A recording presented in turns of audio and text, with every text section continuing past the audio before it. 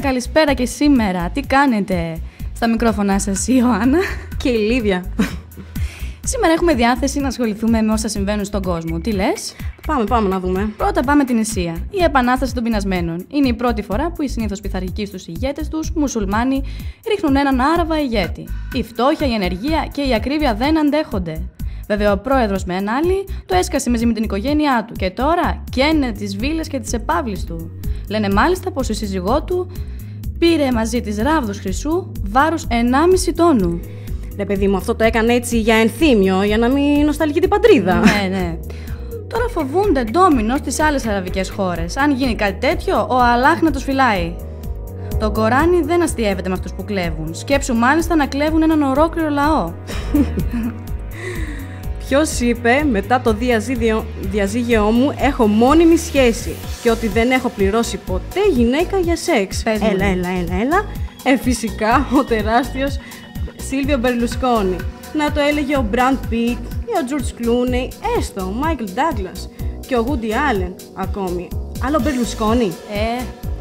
Βεβαίως το δήλωσε γιατί πρέπει να παρουσιαστεί στο δικαστήριο για σεξουαλική εκμετάλλευση ανήλικης, μιας 17χρονης Μαροκινής. Τι μου λες? Ναι. Και όχι μόνο. Τόσα μοντέλα παρέλασαν από τη βίλα του στην Κορσική. Δηλαδή, αυτές δεν τις πλήρωσε?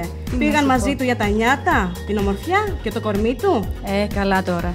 Θα πρέπει να γελάνε ακόμα στην Ιταλία με τη δήλωσή του. Ναι, αλλά τον ψηφίζουν. Ό,τι κι αν λένε, ο Καβαλιέρη είναι το είδωλο εκατομμυρίων ανδρών. Πώς?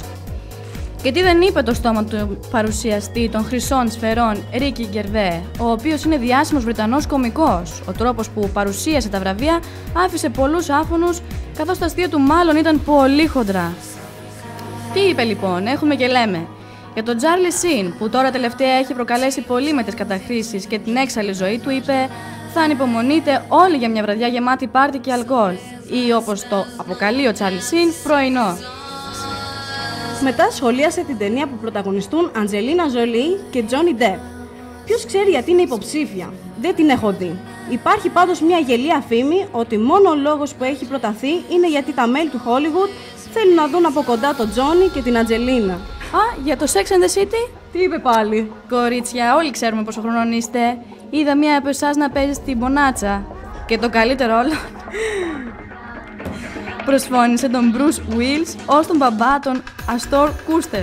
Μη χειρότερα, Παναγία μου. Σίγουρα έκανε πολλούς φίλους ο Γκερβέ αυτή τη βραδιά. Θα τον φωνάξουν και του χρόνου. Ακροατούλιδες μας, αυτές ήταν οι σημαντικότερες ειδήσεις από όλους εμάς. Φιλάκια πολλά. Φιλάκια πολλά.